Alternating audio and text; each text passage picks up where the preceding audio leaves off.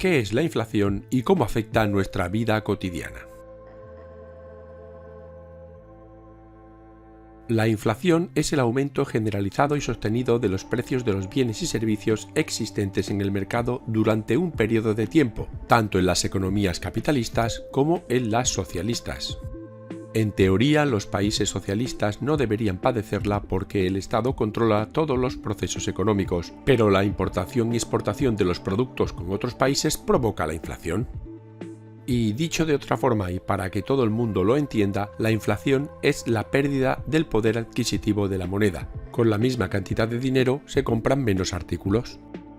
Esta puede medirse de dos formas: mediante el índice de precios al consumo, el IPC, o mediante el deflactor del Producto Interior Bruto, PIB. Vamos a conocer ambos sistemas. El IPC es una medida del nivel de los precios en un momento determinado de la economía.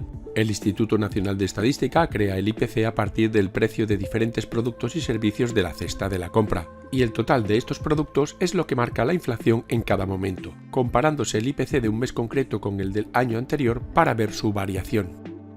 Y el PIB es el valor de toda la producción de bienes y servicios de un país. Su deflactor es el cociente entre el PIB nominal y el PIB real, aportando información sobre la valoración del nivel de precios, pero no de las cantidades de bienes y servicios producidas. Recordemos, tanto IPC como PIB son las dos formas de medir la inflación. Ante todo, conviene distinguir varios conceptos cuyo significado es diferente. Inflación es la subida de precios. Deflación es todo lo contrario, la bajada. Desinflación significa la desaceleración de los precios. Reflación es el intento de elevar el nivel general de precios para contrarrestar las presiones deflacionarias. Y estanflación es el estancamiento económico que se manifiesta en las altas tasas de desempleo acompañadas de inflación. En función de su importancia y desarrollo existen diferentes tipos de inflación. La tensión inflacionaria, es decir, el paso previo a la inflación. La latente, el primer nivel de un proceso inflacionario. La acelerada o segundo nivel, es peligrosa por encima del 10% y galopante cuando supera el 20 o 30%. Y por último, la hiperinflación, la más elevada de todas, está por encima del 40% como la alemana en el periodo de entreguerras. En otras categorías clasificaríamos la inflación importada, que se origina por la dependencia económica entre países, y la psicológica o autogenerada, que se desencadena cuando se produce una compra repentina y masiva de determinados productos por miedo a que escaseen. Existen dos teorías que explican las causas de la inflación, las que responsabilizan a la demanda y las que responsabilizan a los costes. En la primera, los economistas creen que el crecimiento de los precios reside en el aumento de la demanda de bienes y servicios. Y dentro de esta teoría existen dos explicaciones, la de la escuela keynesiana y la de la escuela monetarista. Por su parte, los keynesianos consideran que la clave de la inflación es la demanda agregada y no la oferta monetaria. Si la demanda total excede a la producción, se produce un aumento en el nivel de precios. Se trata de la teoría dominante hasta los años 60-70 del siglo XX. Pero a partir de esa fecha el crecimiento económico fue lento y la inflación alta y creciente. Para ello, la explicación keynesiana no sabía dar respuestas. Sin embargo, los monetaristas creían que las tasas altas de inflación se debían al rápido aumento de la oferta de dinero en el mercado, ya que cuando éste aumenta, aumenta también la demanda agregada de bienes y servicios. Y con la aplicación práctica de esta teoría, tanto Estados Unidos como Reino Unido lograron retroceder la inflación en esa época. Con la segunda teoría, los economistas defienden que la inflación se debe al aumento de los costes de las empresas productoras, es decir, al incremento de los costes laborales, a los de bienes y servicios adquiridos a otras empresas o a la subida de impuestos u otros costes financieros. Esto crea diferentes tipos de inflación, por presión salarial, por precios de las materias primas o por presión de beneficios. Vamos a conocer con más detalle estas tres modalidades de inflación producidas por la descompensación entre retribución y productividad. Por presión salarial. Si los salarios aumentan por encima de la productividad, se incrementan los precios para mantener los márgenes de beneficio. Por precios de materias primas. El aumento de precios de esta provoca un incremento de los costos de producción, generando así una subida de precios. Y por presión de beneficios. Ocurre cuando los productores aumentan sus márgenes de beneficio subiendo los precios en vez de reducir los costes y mejorar la eficacia. El Banco Central Europeo, o BCE, es quien regula la inflación en la eurozona, subiendo o bajando los tipos de interés. Actualmente, la eurozona está compuesta por un total de 20 países de la Unión Europea. Y en las demás naciones son los bancos centrales de los respectivos países quienes se encargan de regular la inflación. Es importante reseñar que esta puede provocar toda una serie de efectos negativos en las sociedades que la padecen, aunque también puede tener efectos positivos. Vamos a conocer primero los negativos. Aumento del desempleo. Cuando los precios aumentan en un país más que en el extranjero, se reduce la competitividad de los productos de ese país que se ven desplazados en los mercados internacionales. Al disminuir la demanda, se reduce también el número de trabajadores requeridos, provocando el desempleo. Pérdida del poder adquisitivo del dinero. Y esto sucede al reducirse el valor de lo que se puede comprar con la misma cantidad de dinero. Y aumento de la incertidumbre. Se produce porque los consumidores desconocen cuál es el precio de un bien o servicio y los ahorradores no tienen un conocimiento claro del valor real de sus ahorros. Además, las empresas no saben el valor exacto al que podrán vender sus productos y cuánto les costará producirlos. Y el sector público no puede hacer su planificación económica de manera precisa. Pero, por otro lado, también tiene toda una serie de efectos positivos, como por ejemplo, que permite realizar algunos ajustes en el mercado de trabajo.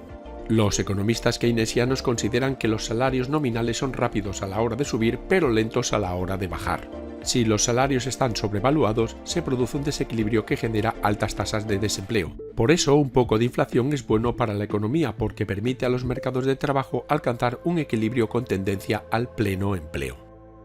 También aumenta el margen de maniobra de los bancos. Si una economía está en situación de recesión con un interés nominal bajo, el banco encuentra límites para prestar dinero y obtener beneficios. En esa situación, un nivel moderado de inflación permite un aumento de la tasa de interés. Y también posibilita el crecimiento económico y la inversión productiva. Una inflación alta es compatible con el crecimiento económico rápido, y un claro ejemplo de ello es que con una elevada inflación la rentabilidad de las inversiones financieras decae mucho, y por consiguiente la inversión se centra en sectores productivos y no en sectores financieros. A lo largo de la historia se han usado y sugerido diferentes métodos para detener la inflación, imponiéndose en casi todo el mundo la política de control. Vamos a profundizar en los 5 más habituales. Las políticas monetarias. En la actualidad se trata de la herramienta principal de control inflacionario. Mediante ella, los bancos centrales pueden influir significativamente en este sentido, fijando una tasa de interés más alta y reduciendo la masa monetaria.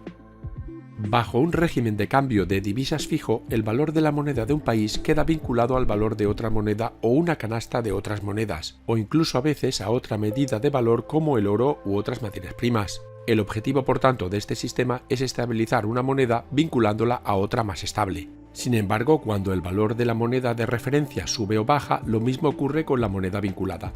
Y esto significa que la tasa de inflación en el país se determina por la tasa de inflación de la moneda a la que se vincula. Con los acuerdos de Bretton Woods, la mayoría de los países usaba tasas fijas al valor del dólar de Estados Unidos, pero el acuerdo se rompió en la década de 1970 y los países poco a poco se volcaron a tipos de cambio flotantes.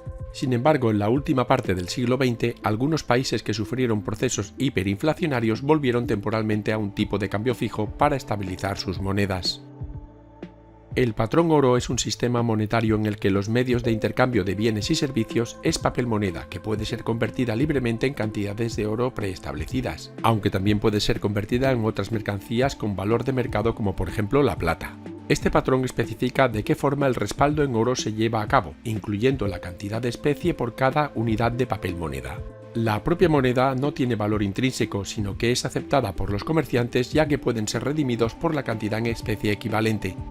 El patrón oro fue abandonado parcialmente a través de la adopción internacional del sistema de Bretton Woods. Bajo este sistema, todas las demás monedas importantes fueron atadas a la tasa fija con el dólar, que a su vez estaba vinculado al oro a razón de $35 por onza. Pero el sistema de Bretton Woods se rompió y la mayoría de los países empezaron a utilizar tasas flotantes entre el papel moneda y el respaldado. Otro método utilizado a lo largo de la historia para intentar frenar la inflación es el control sobre los precios y los salarios.